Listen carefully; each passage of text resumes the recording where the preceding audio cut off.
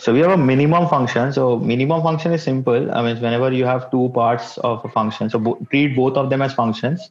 Whichever gives the minimum value of of y at a certain point of x, that will be picked up. So let me show this graphically. If you understand these graphical ideas, it becomes easy. So we have a couple of equations here. So we have 2x² as one function. So treat this as one function and treat this as another function. So first, let me draw the 2x². So 2x² is pretty easy. So it's a parabola, by the way. And the root, there is only one root, which is x equal to 0. Okay, just let me do this a bit properly. Okay, so let's say this is x equal to 0. So this should be the y-axis. So this is the rough graph of this. And 52 minus 5x is a linear. It's very simple. Just evaluate the intercepts and roughly place that. So I hope you can see that if x is 0, y is 52, and if y is 0, then x is 10 point something, right? So it will be a line. It will be a line like this, let's say. So this is what we have, right? It does intersect at the other point. So let me this will be a steeper line. So this idea was correct, but just to explain this to you, I'll just draw a little bit flatter line, because this is going to coincide somewhere above. I don't have that much space, so I'm just doing it a little flatter, just to explain the idea that is relevant here.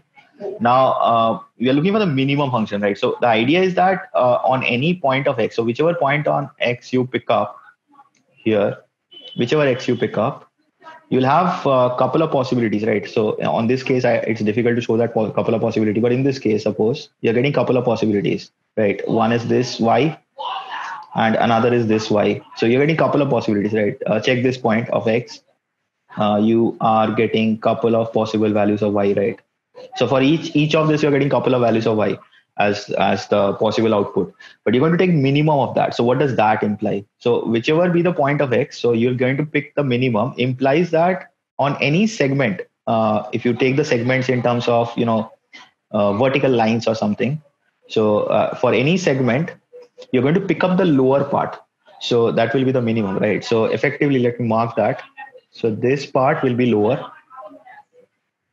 this part will be lower, and this part will be lower. So this is the lower part, right? So you always have the lower part as a minimum function.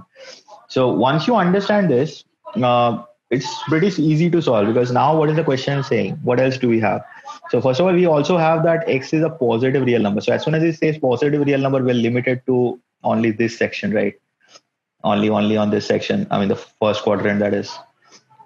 Because on this, there is no presence of this graph on the second, third, and fourth quadrant any which way. But the second quadrant is not relevant here. So we're limited to the first quadrant only. So because we're limited to the first quadrant, let me take this off. So just focus on the first quadrant. That's it.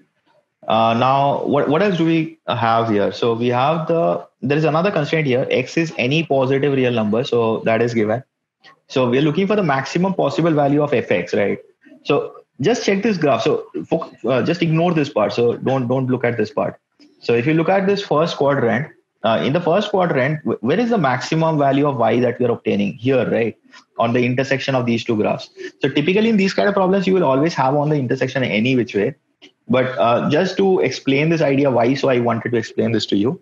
You can remember it. I mean, it typically happens on the intersection, but don't just take a guess. That might be a little bit of traps here and there. So you're not very confident about it, then just draw it once. I mean, it will not be an overcomplicated question that you cannot draw and check. So this is what we have. So now we just need to equate these two. So we have one function as 2x squared and the other function as 52 minus 5x. So just simply equate these two. So we have 2x squared plus 5x minus 52 equal to 0.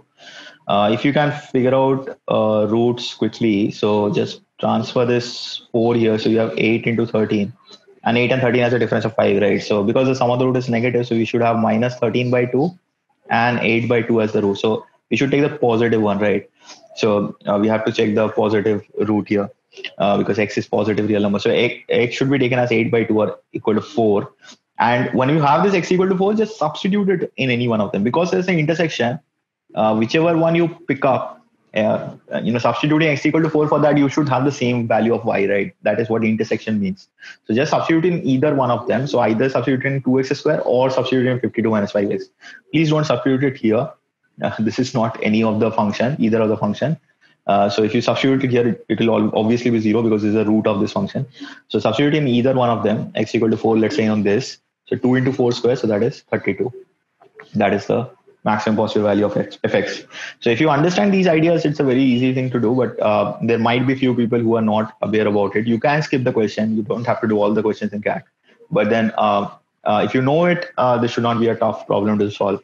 So if you know it, you can actually do it in a minute or something, maybe even less. And if you know it, you can actually solve this in the first round itself. So that's it for this particular question. Nothing more to explain on this. Hope you understood it.